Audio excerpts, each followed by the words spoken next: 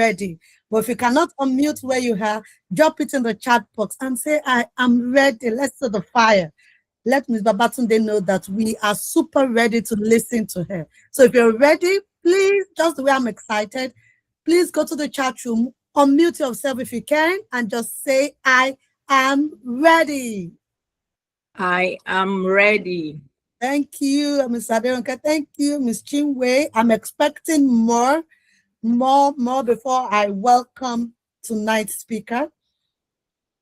I'm expecting more response, please.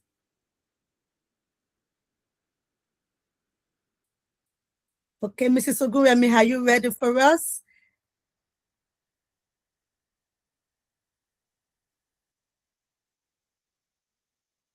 Who else is on the call? If you're on the call and you're ready for tonight's session, please signify by using your favorite emojis and let's know that you're ready.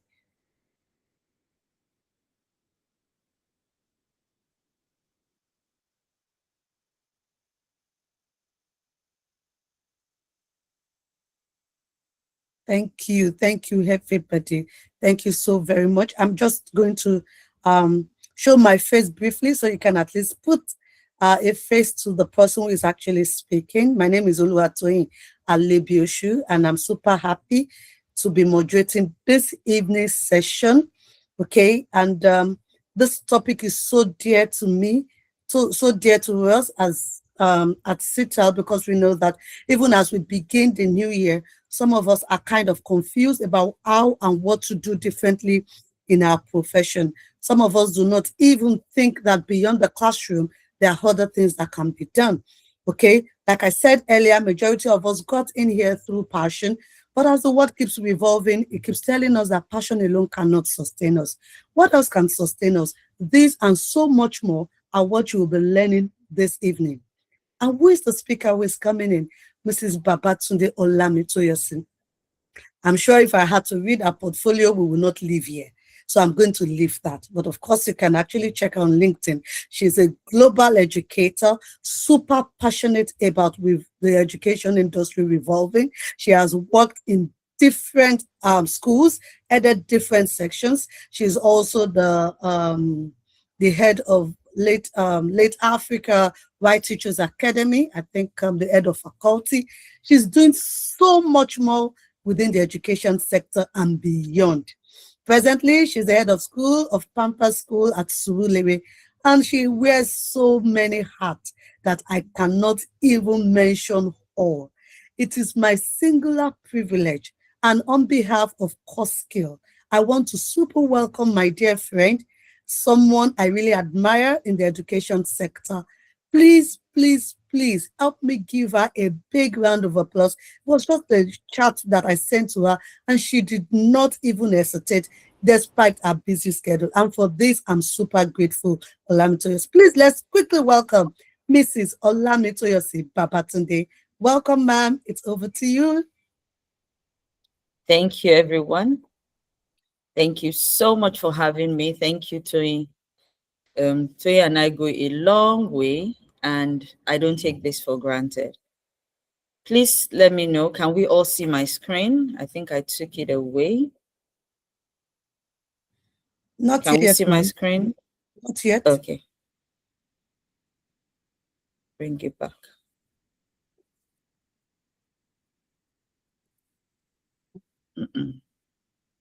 Just a minute. I'd have to do that again.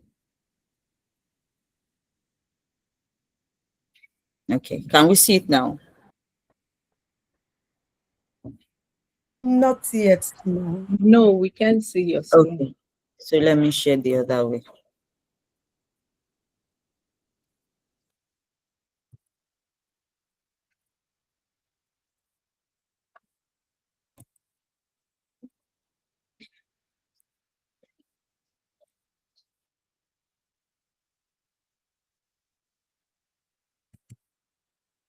I want to believe you can see this now. Yes, we can. Yes, ma, we can see your screen now. Okay. Fantastic. So today we're talking about beyond education, beyond passion. Pardon me. I like education, maybe that's why. And the goal is strategic thinking skills.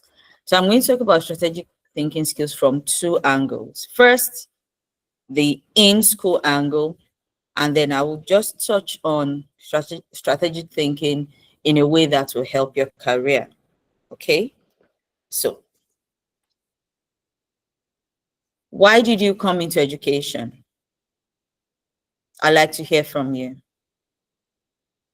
Ignore this slide for now. Just look at me and tell me why you came into education. Why or how did you come into education? If I don't get volunteers, I will call people. I mean, that's why I'm first a teacher. So tell me, how did you get into education, or why are you in education? You can unmute your mic to share.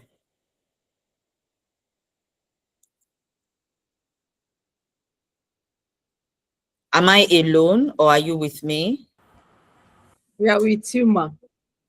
Okay, so Okay. if I will go ahead, so I actually came into education because I actually wanted to impact life, transform the lives of young children. That was the first reason that I actually came in here. Okay. You know what I hear in that answer? Passion.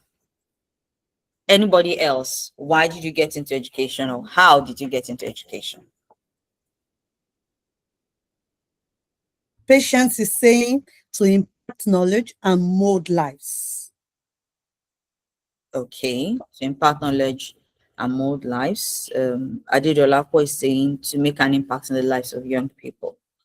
You know, all these answers are all examples of passion.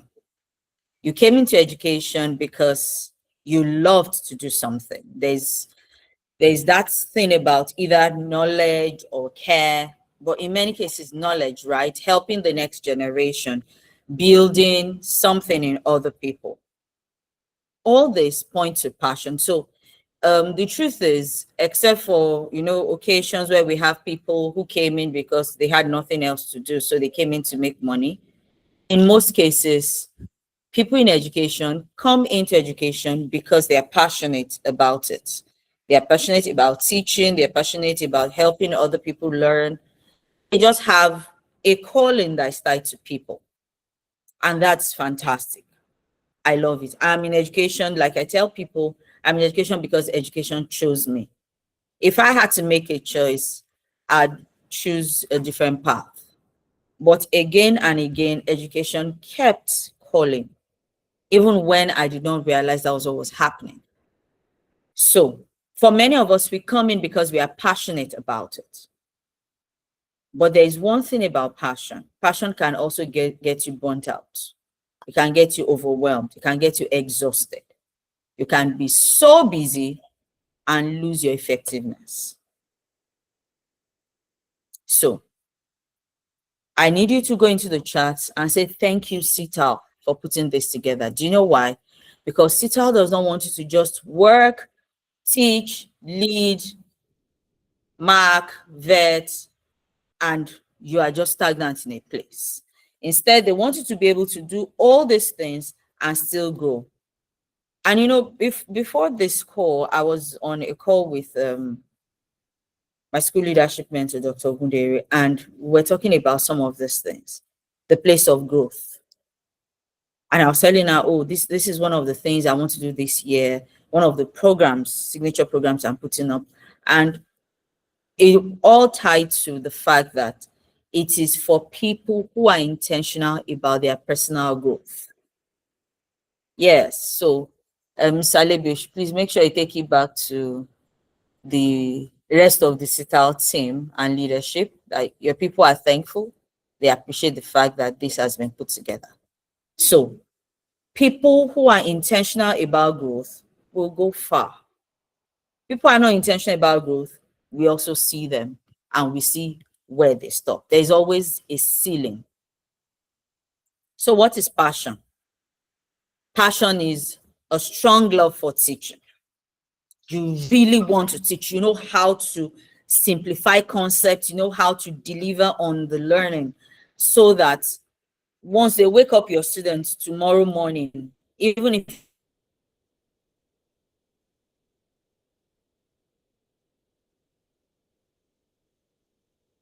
it's 4 a.m. and they ask them the same things previously, they will be able to explain and even teach somebody else. Yes, you have that love. Or you genuinely care about learners. Like when you find out that a learner is struggling because they have some emotional issues, they have challenges from the home front or something, you can almost cry for them because you are that committed to them. You care about what goes on in their lives, you care about what happens to them.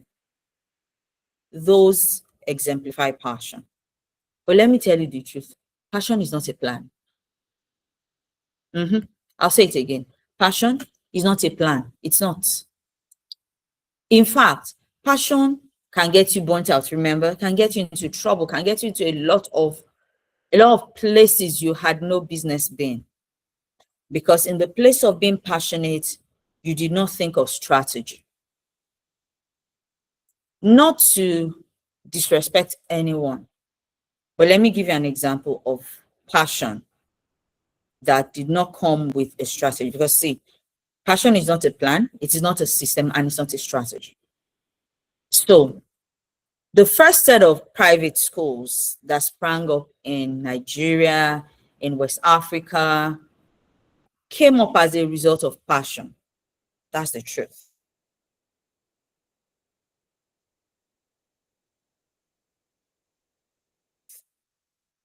But you know the problem with that. Because it was a work of passion. Oh, I love this and I want to make sure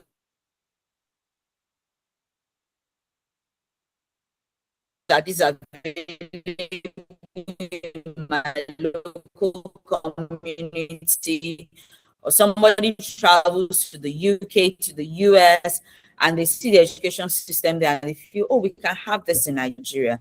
But because I am not the education, many of the early school owners, private school owners, did not understand the place of business in education.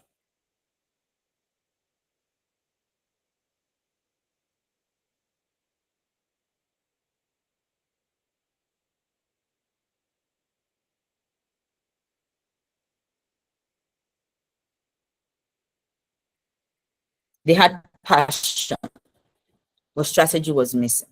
So many of them were burnt out. Many of them struggled. Yes, they were going there all around them. It revolved all around them. That was passion without strategy, without a system in place. So you're starting the year on a great note, knowing what you need to do to get ahead, to be different. So this is where strategic thinking comes in. What is strategic thinking? Strategic thinking simply means that you think ahead. Not just that, you think outside the box. You plan. You review what is going on around you. And then you make intentional choices. It also means that you will have a system of support. It means that you will have a growth plan. Let me get your feedback on this. How many of you have a personal growth plan? Go into the chat and tell me, I have. I don't have. I've never thought of it. How many of us have a personal growth plan? 1, I have. 2, I don't have. 3, I have never thought of it. Thank you, Tony. Thank you, Chinwe. Thank you, Patience. Beautiful.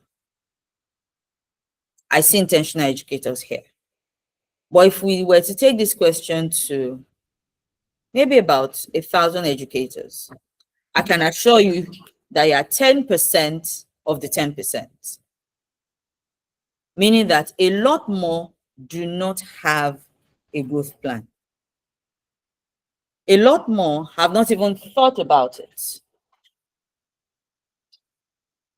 Another group does not even know they should have. Because for some reason, oh, we are just teaching. We like teaching. Or we had nothing else and this was what was available. The moment you do not have a growth plan, your decisions will not follow a pattern. Do you get me? If you do not have a growth plan, your decisions will not follow a pattern. And it also means that the results in quotes that you are expecting may not come. Imagine you want to earn more. You want to work in a certain class of school, but you are not tech savvy. You don't even know how to teach with WhatsApp, let alone how to use Google Meet, Zoom, and all of those other platforms. But you want to work in a school that is an A-list school. Is that person really working with a plan? No. So when we talk about strategic thinking, it means that you take time to think, to plan, and then map out how you will move based on that plan. It also means that your choices will be influenced by the plan. When resources come to you, you know what you are looking for. And all your decisions, your actions are taken with your end goal in mind. This is where I am going to. This is where I want to get to. So your decisions will follow that line.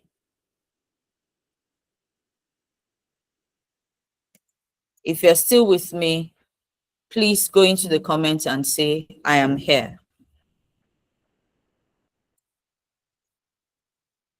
So it is one thing to be busy. Thank you. Thank you. I like to see more of that. It is one thing to be busy. It's another thing to be strategic. You know, you can be moving. You can do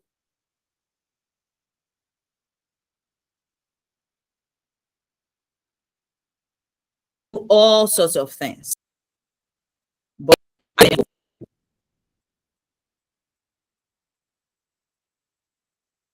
I had a slight glitch. I'm not sure if you heard what I said just before now, so I'm going to say it again. It is one thing to be busy. It's another to be strategic. You can move around, you can do a lot of things, but they may not contribute anything to your end goal. If you're busy, it means that you are everywhere. But if you're strategic, you do the things that you absolutely have to do. You do the things that matter most. Okay? Now, one funny thing I get from a lot of people is, oh, I know you're very busy. I know you're very busy. And I'm wondering, how do you know I'm very busy? You're not with me every second of the day. Now, they see me do things in the digital space. They see my posts and all that. And they see that, yes, I do a lot of things. But even in the things that I do, I'm a bit strategic. I had to turn down an invite sometime last year, even though it was one of the things that I was passionate about. It was to speak to a group of educators too, anyway, in a low-cost area. And it hurt that I couldn't accept that invite, but I had to be sincere with myself. It clashed with a few things. One, it was the weekend of my birthday. I needed to be with my family that weekend. Now, in the past, I have made mistakes where, opportunity to make money, I was out. And I had guests at home on my birthday. I'm like, how will you not be at us? I want to make money. But now I've come to realize everything is not about money. So I told the lady, I said, I'm sorry, but I have to turn down this invite. Yes, it will be one more feather to the cap, one more thing to post on my LinkedIn status or my profile or portfolio. But what will it communicate to my family? Do you understand? And that day we were home. We had fun, we spent time together, and that was it. In fact, interesting, I think there was now something we're supposed to even do at home that day for the family that day, that if I'd accepted that invite, I wouldn't have been able to be present for my family. So why did I make that decision? Because family is a core value that I do not joke with. I don't want to get to a time, the truth is, see, all the things that we do, they seem to have an expiry date. I said seem, so that in case anybody wants to argue that no, they last forever. They'll have their seasons, they have their periods. And it's the same thing with family as well. But if you don't build at the beginning, when you now get to the next season, you may have lost the family. What am I saying? What matters most to you? I know what will guide you in choosing whether you should be busy or strategic, what to choose and what to decline, your core values. What are your core values? Are you with me? Now, a busy educator is constantly solving problems. As one comes up, he or she resolves it, another comes up. Comes up again, and the cycle continues. A strategic educator prevents problems, meaning you need to come up with ideas. Oh, if this happens, what do I do? If this comes up, what do I do? And then you resolve it quickly. I'll talk more on that as we go on, but I'm trying to be careful so that I don't tilt too much to one side. The busy educator is constantly under pressure. The strategic educator responds with clarity. So when Tony reached out to me and asked, the first thing I did was, let me check my calendar. As you are talking to me, I am checking my calendar or I'm plugging it in my calendar because I do not want to overcommit. I also don't want to be under pressure. One of the things I do, I consult for schools and all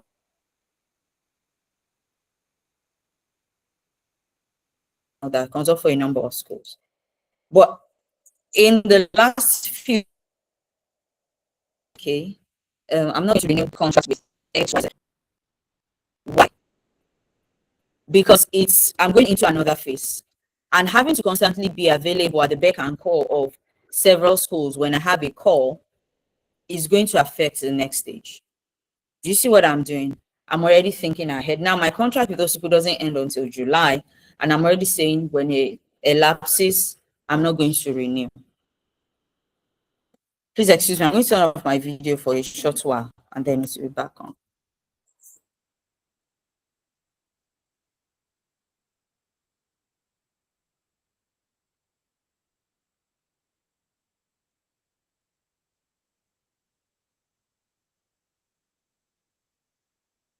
That time frame. So, first, what is really happening around me? What do I want to do? So, observe. Because the first step in making progress or in getting anything accomplished is clarity. So, observe. Then you analyze. It is one thing to know what is going on, it's another to know why. So, observe, analyze, and then you decide the next thing you want to do. How do I move forward from here? What should I do next? Once you make that decision, act and then review. You see, for many of us, it's easy to act, but to now review our actions, we don't always do that. We don't always get feedback. And that is not helping us. I'm sorry, I'm going to have to leave my video off for a longer time rather. So when we take action, we must always review. And don't be afraid to go back and check. Don't be afraid to reflect. Every day I try to reflect on my day. If I don't get a chance to reflect on my day, then I might just be reflecting on my week at the end of the week. Very important. Thank you, Tony.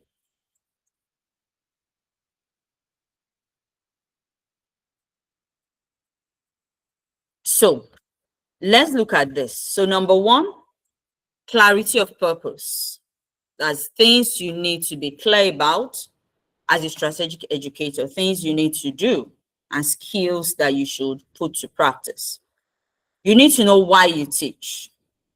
Why do I teach?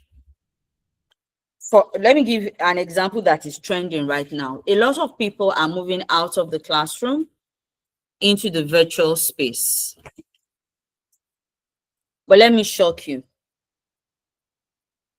Not everybody has to do that. Now, if you are not strategic, you are going to feel pressured to jump on the bandwagon. But is it for you? Do you really have to do it? For some of you, you are so much people oriented that you need to constantly connect physically to colleagues, to your leader, and to the learners in your classroom. Do you understand?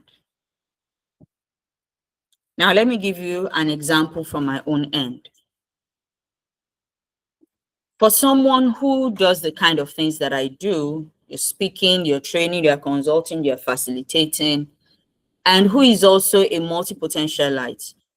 I've had people say things to me like, oh, you don't have to work in a school. In fact, I think I got that from when I resigned from my very first job. I said, you know, you don't have to get a job in a school. You can consult for like 3 different schools on this subject area, and you earn a lot more. And I said to her, thank you. I know I can. But I also know that if I do that, I will not give my best to either one of the schools, to any of the schools rather.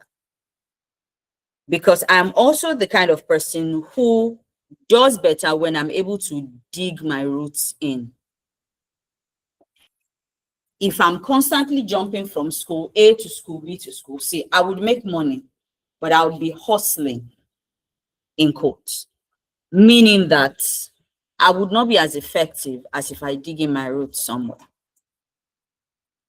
And so even at this stage, I still have people who say to me, you know, you can consult fully. You can do this full time. I smile and I tell them, thank you. I know I can. But I don't think that's this. I still have gotten to that season. Staying in one place keeps me grounded. So everybody is doing online teaching. Do you have to leave physical school to teach online? I know I'm hitting some people. Forgive me. Blame it on the 2 twins, Mrs. Tamimehelu and Mr. Levioshu and Ctal. So let me shock you. I teach online, and I have done that since 2020. I still do till this day. As a matter of fact, from my very first virtual class in July 2020 till now, there has never been a time I wasn't teaching online. Never. Plus all the other things that I do. And even though I've had opportunities where my online classes have fetched me my salary or even more at some point, I am still heading a school. So again, why do you teach? Who do you serve? And what does success look like for you? Because if you don't know where we are going, or where you are going rather, you get confused by any place that looks like a destination or a rest point. A rest point is not a definition, it's not a destination. So you need to be clear on your purpose. The next thing that you need to do is to begin to think systems. And this is where some of us get stuck. When you see the whole picture, you understand how the parts are connected, then you are not only thinking of yourself or the immediate moment, you are thinking on a grander scale. So, as a teacher, oh, I just teach and I leave my class. Do you have a routine? When learners come into your class in the morning, what do? As a class teacher, it was something that I always had, a class routine. And my entire class was built around it. So my learners will come in the morning, your homework book goes in a certain place, your water bottle in a certain place, we have a place for our bags and all that. After you have brought out your things, the next thing is you are busy. Because on the board, I would have left tasks for you. And then there are notebooks or workbooks that you are working with. If you're not doing handwriting that morning, if you're not starting with handwriting that morning, it's mental math, is verbal reasoning or quantitative reasoning. But you're not just going to sit idle while I attend the staff prayer meeting or roam about. And it's not just in the morning. We're going for special subjects. I take my learners to the special subjects. I bring them back to the class. Even if I'm not going to stay with them in that special room, I already know when the class should finish. So 5 minutes before the class is to end, I am back there. Unless the specialist teacher has assured me that the learners will be brought back to the classroom. In the afternoon, I am planning for the next day. Once I finish going through that, I am marking. I am trying to complete the work that I should do. We have assessment. Yes, the school has its own system. What is your system? So as a class teacher, I would revise every subject with the learners in my room, not only my class subjects. So see all the special subjects, music, French, art. I mean, if primary learners can understand those topics, why can't I? Right? So I take one of their books and we revise. Because for me, the way I saw it was, if they don't do well in those subjects, it will affect my class average. It is not only that subject average that goes down. My class average goes down. I don't like that. So I had my own system around assessment. And then there's a place of communication flow. How do you communicate with your colleagues? How do you communicate with the parents in your classroom? You communicate often or only when there is a problem? Now, I'll admit that I am not perfect. And so this communication flow, for instance, is something that I learned, okay, the hard way. It was open day. A parent had come into my class and I started with, oh, your daughter is fantastic. She's this, she's that. When I was done, guess the next thing I did? I moved on to areas that they needed to work on for their child. But you know why it was so I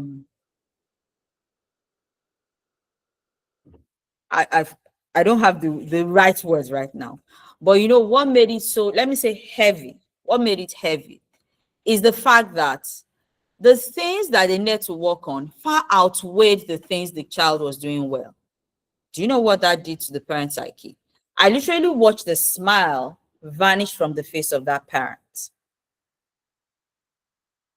And for the rest of that open day, the parents' conference, I felt bad. I attended to other parents well and all that, but I tried to modify how I gave other parents feedback because that parent was one of the first few. And the structure we operated in that school was you had an individual time with each couple or each parent. So would have scheduled, sent the booking form home ahead. Oh, you have been scheduled for this time. Parents had to stick to their time. If they came late, as long as they came within their time, you still finish with them when you should finish. It was very rare for a parent not to show up at their own time because you'd have sent the slip ahead and then they would confirm that they would be available at that time. If they were not going to be available, they would have informed you ahead of time. Do you understand? So, okay. Can you tell me how many more minutes I have, please? Because I still have about 3 more. And then I'm going to talk about a part that the slide will really not do justice to. Okay, so you have about 10 more minutes. I hope that's enough. How many more minutes? 10 more minutes, please. 10. Okay, no problem. I'll make that work. So after that day, you know, by the time I was reflecting at the end of the day, I could tell that it was from, you know, when I first started talking about what their daughter was not doing well, the parents was like, oh, okay, thank you. But you know, the fact that I went on and on and on, I could replay it in my mind and pick at what points things began to go wrong. And it was from there that I now created my sandwich method of feedback before I started reading it in more recent years. That, okay, so I start with that because it was in my very first school. So I start with something the child is doing well. Go on talk about the areas that need improvement without using too negative words. Do you understand what I mean? You know, when we talk about adjectives, we have shades of meaning. Some words convey meaning at a heavier level than some.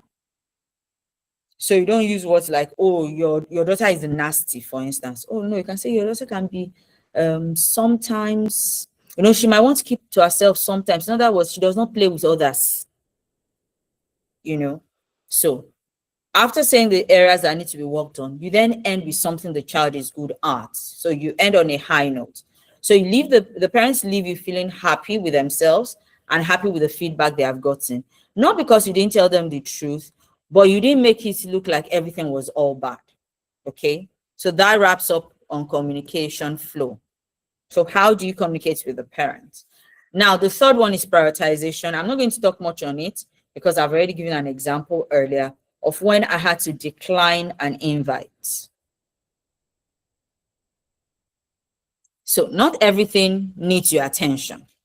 There are some things that you can get people to do for you. I keep saying this, that Reverend Samadeyemi said something many years ago that resonated with me, and I still hold on to till today. Anything you can pay someone for, then don't do yourself. So I'm not trying to impress us or anything, by the way. For instance, these slides, I didn't do the slides myself. They were done by my virtual assistant. But I gave her my notes. Sat down, did my notes, sent to her. This is the first time that I will allow her to use her own templates, by the way.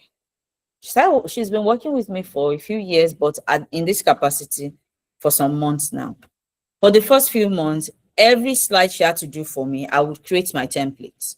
I'll send my notes and my templates. But I had to come to a point where I would have a virtual assistant do things like this for me. Before, no, I have to do my slides myself. The person will not get it. Or, oh, I will not connect with the slides. No. From when she finished the slides, I've gone over the slides several times. Not because the notes are not mine, but because even the look of the slide is important to me. So she sent it, I make corrections, I send back. It's not free, I pay her for it. So, informed thinking. Let's talk about using data. Data comes to you, you have to be sensitive to recognize that this is data. What am I doing with it?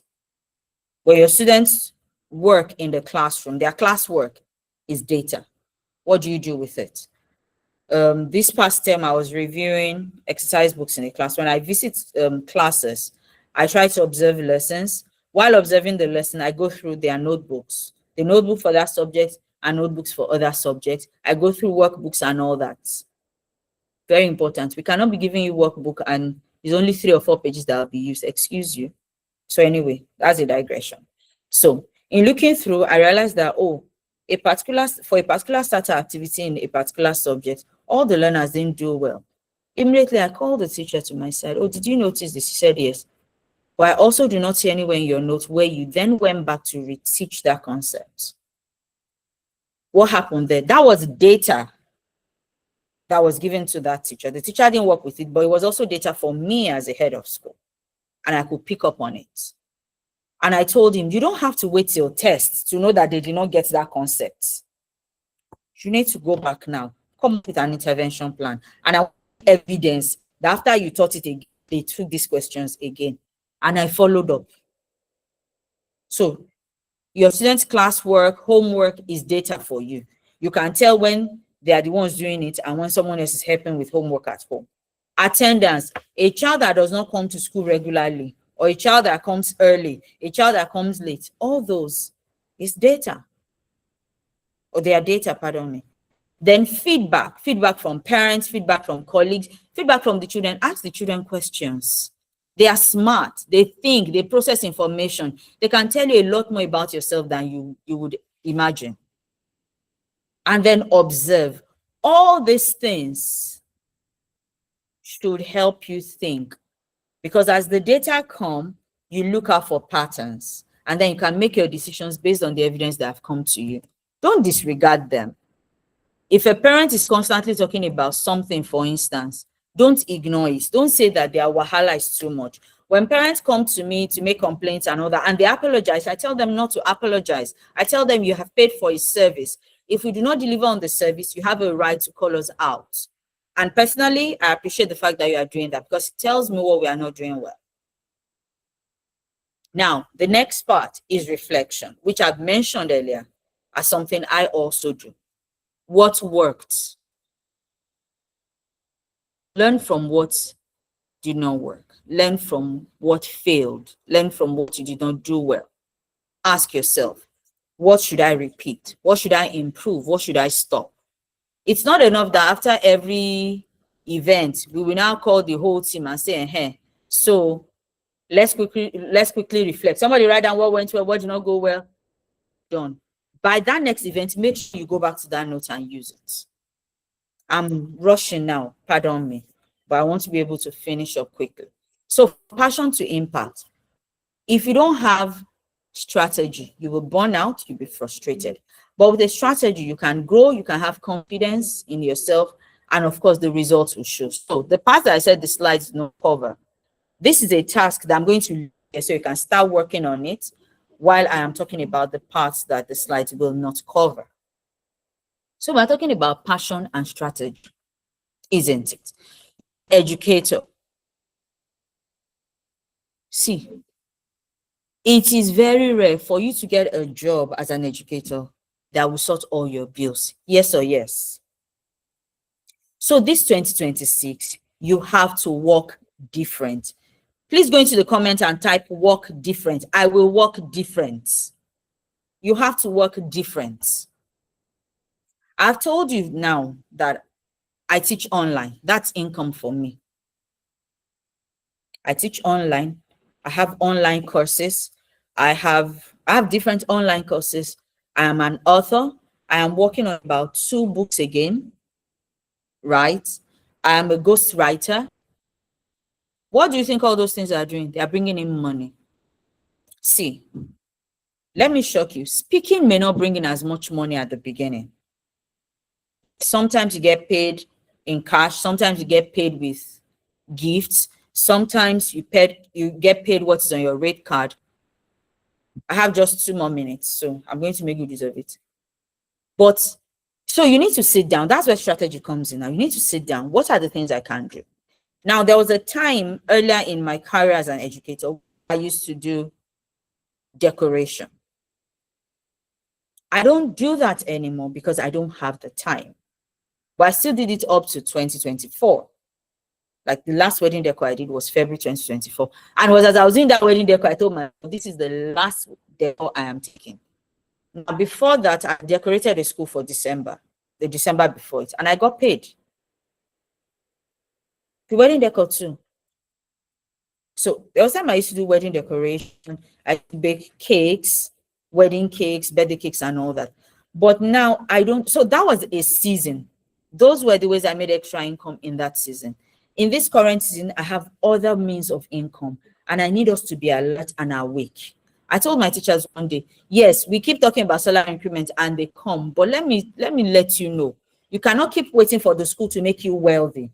It is not your salary, for instance, that will take you abroad. I'm sorry to burst your bubble, especially if it is not the school sending you for that training. So where would that money come from? There was a time in my life I sat down. Oh, by the way, I'm also an author of a financial book from a lay perspective, right? And in that book, I told the story that I'm going to share now. There was a time in my life I realized that, whoa, if I continue with this salary and my family continues with this income, it means that, oh, our child's birthday, there's no money for party pack.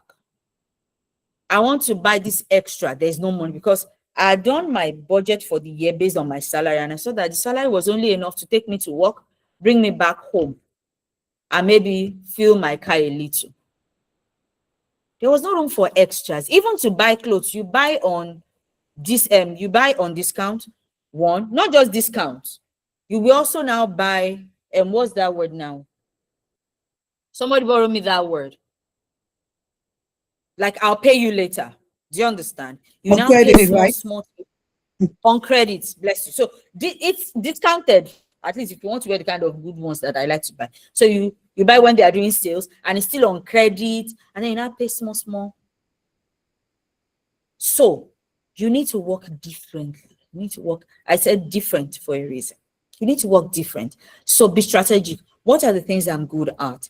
You can teach, right? Yes, you can teach online. Who told you that you have to leave your physical school? No. So, for instance, one of the things I do is there's a time frame I will not do lesson because I know I'm going to school in the morning. So, my online lessons, the last class I take will end by midnight so that I can sleep and still go to work and deliver. So, if you know you are just building your income now, stay in your physical school. Teach online, but don't take lessons that will be 2 a.m. Do you understand? If you're doing lesson physically, good for you. But begin to add virtual so that you can get lessons in some other places. How do you do your pricing? Find out what is the ongoing rate in some places. You cannot be charging 2005 per hour right now. Even if that's the level you are now, upskill, work on yourself so that you come to a point where you can be charging 15,000, 20,000, 18,000 per hour.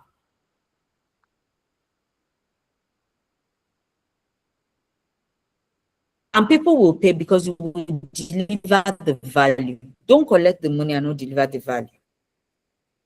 Do you know? If you think of the virtual to it, think of creating worksheets and sell on platforms like Safe Teacher, Test, Teachers Pay Teachers, and all that. You don't have anybody to teach you. Sit down with YouTube, Google those things and learn it. Learn other skills that can make you money. It doesn't have to be called teaching. I've talked about worksheets. You can be a social media manager or content creator. Newsflash, I also do that for like 3 schools. In fact, for my current school, I lead the media team. I don't know how the school found out that it's something I do by the side, but I also get paid an allowance for doing that, apart from my salary. Do you understand? You can be a social media creator, you can be a content creator. YouTube will help you because you know what you are looking for. So you go to YouTube and Google the skills, Google how to create lovely content, and then you put a price to it. And finally, as I round off, I want to quickly just share. This is the last thing. I want to share a site where you can also go if you are looking at digital marketing, want to do digital marketing for people, social media content. I've forgotten the name of that site. Something that I've done and you can learn from it as well. Yes, HubSpot. HubSpot has a free training. Go on HubSpot, get the training, sit down and learn how to deliver. And begin to post on your status, begin to approach people. Oh, I can manage your content for you. I can write. Let me shock you. My virtual assistant, I've shocked you so many times today, right? My virtual assistant approached me for the role. I've had people approach me in the past, but because she had been working with me in a different capacity before, when she completed that training, she said, I know you are busy, ma. I was wondering if you can extend my contract for me to work with you as your virtual assistant. It was easy because she had been doing something for me before, doing follow-up calls and all that for me in one of my other businesses, which is my network marketing business. So she had proved herself. It was easy to deliver. At this point, as I go off, I'm going to ask you to sit down, plan your week first intentionally. What do I want to do? You must know how to have your weekly plans. From your weekly plans, translate to your daily plans. Your Monday should be light. So if you have 15 things to do in the week, Monday should not have more than, because there's that thing about Monday being busy. Tuesday can have 5. Wednesday can have 4. Thursday can have 3. And then you have just 1 for Friday. So that if you drop the ball on any other day, you have Thursday, Friday to catch up. And then reflect weekly if you can't do daily. And ask yourself every day, is this action aligned with my purpose? Is it aligned with where I want to go to? Thank you very much for having me, Ctal. I'm going to leave this here for a minute longer. If you can't write, just take a screenshot, take a picture, and make sure you actually do this. I wish you the very best of 2026. Remember, work differently. Be sensitive to opportunities, upskill, be strategic in your thinking and in your movement. Have a Mm. fantastic year. Thank you. Oh, wow, fantastic. I can't just resist clapping. Thank you so very much, Mrs. Babatunde. This is not just a regular session, this is practical session, telling us what is obtainable and what we should do differently. I tell you, education, the education sector is the untapped gold mine. Okay, and trust me, just like she rightly said, you working in a school does not stop you from expanding your tentacles. So right now, if you have questions, can you just signify before Ms. Babatunde leaves the call? If you have any questions, you can just signify by raising up your hands, or you could drop it up in the chat. If you have any questions, you need clarification on anything that she said, you have any thought in your mind and you're looking to share it, I think this is the moment in which you can do that quickly. So the chat room is open. You can also signify by raising up your hands. And also, can you also drop your takeaways? You know, most of the time after sessions, we all believe we have been motivated, we have been inspired. But what is the next action? What are you going to do immediately? What is that thing that really struck you within this space of 1 hour? What is that thing that you are doing immediately? We'd like to read from you in the chat room. So if you have questions, you have opportunity to quickly reflect and drop one takeaway from this session, that tonight, this is what I'm doing. Remember, we're starting a new week tomorrow, Sunday. What is that new thing that you have taken away from this session that you will be doing, not just once, but consistently? We're waiting for questions. You could signify if you have any. The chat room also is open. If you have any question, please don't hesitate to ask us before Ms. Babatunde finally leaves us. She has spoken a lot, told us a lot of even practical stories from her own side.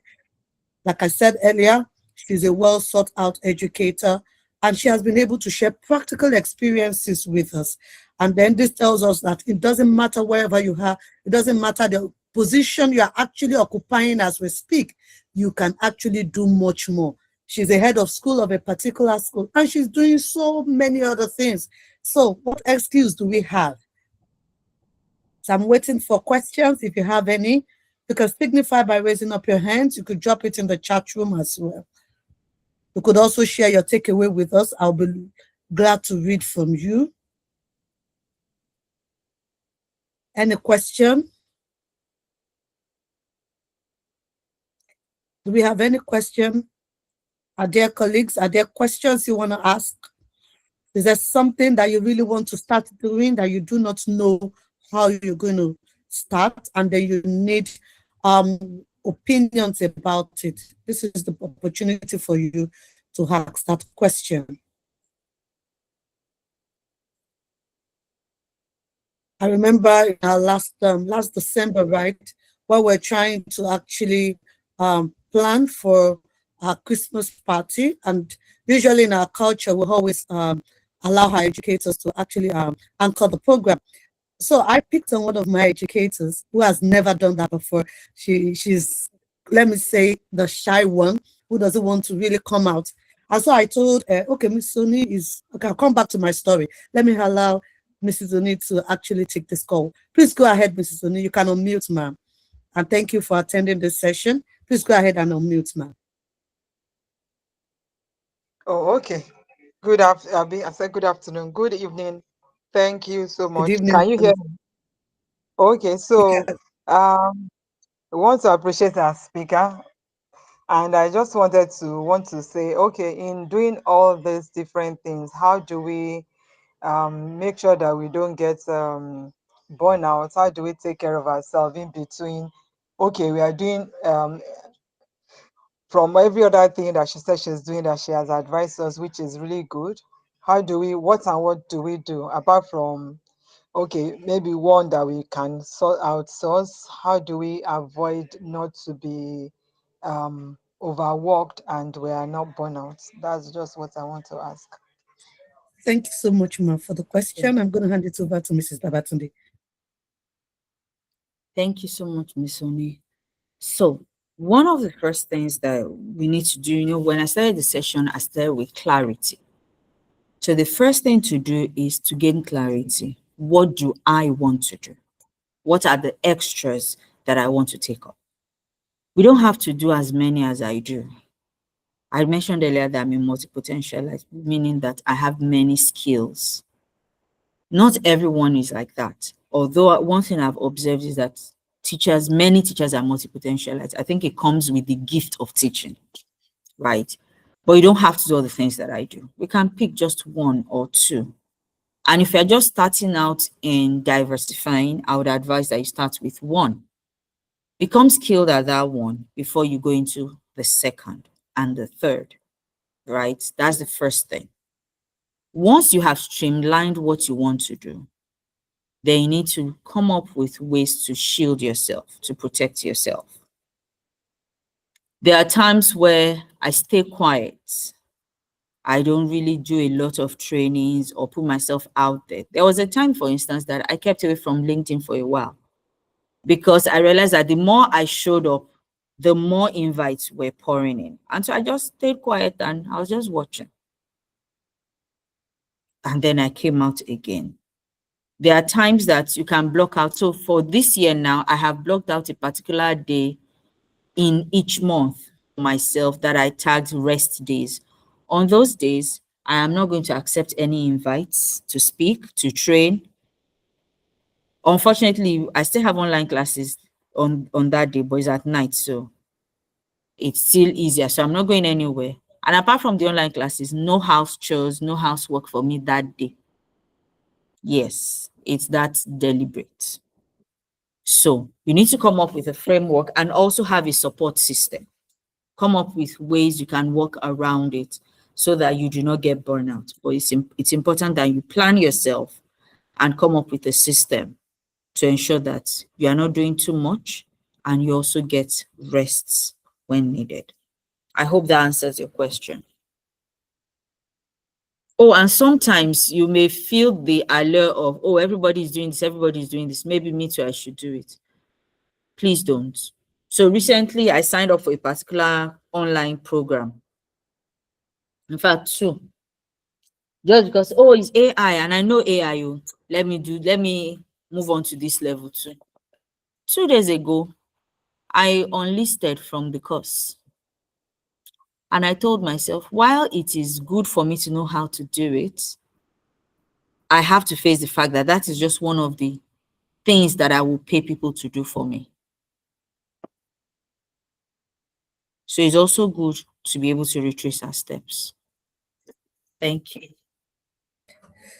Thank you so very much, Ms. Babatunde. I think that should answer Mrs. Oni's questions. It tells us that we cannot do everything. It's not possible. If we do that, we're definitely going to burn out. So whatever level any of us may be at this moment, class teacher, head of department, head of school, tells us that first thing first, we must have clarity, know what you really want to do. And having done that, then it's time to plan. Okay, trend is not movement, right? Know you for you and then plan on it. Okay, leverage on your strength. You can delegate other aspects of it.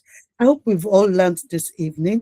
I hope that we did not just learn, but we're going to take actions and be consistent with whatever action that will be taken moving forward. Trust me, 2026 is a year in which all of us need to unleash our potentials. But even as we do that, we must do that with plans and with proper clarity. Okay, I want to say thank you once again to Mrs. Olamitoyosi Babatunde for taking our time this evening to share from our wealth of experience and to build us all up on how to be strategic moving forward. And I want to also congratulate all of us who are able to attend this program. I want to believe that this is not just a typical session, but this session has given us skills that will transform our lives if truly we follow through. Thank you so very much for actually attending. We look forward to having you again in the month of February. Okay, later this evening we'll be dropping something super amazing for all educators and school owners on the tribe, and I hope you all be able to jump on it. Okay, thank you so very much, Mr. Olabitoyosi. On behalf of Dr. Toyin, I want to say thank you to you again, and thank you to every one of us. God bless you. Let's have a fantastic week. For those of us that have resumed school, I wish you the very best. And for some of us that will be resuming on Monday, I wish you the very best in this new term. Let's go out there and unleash our potentials. God bless us all. I'm signing out. I've been your moderator, Oluwatoyin Alebiosu. Thank you so much for having all of us this evening, and see you next month for the next webinar. Thank you. Thank you, Ma. Thank you, everyone, for joining.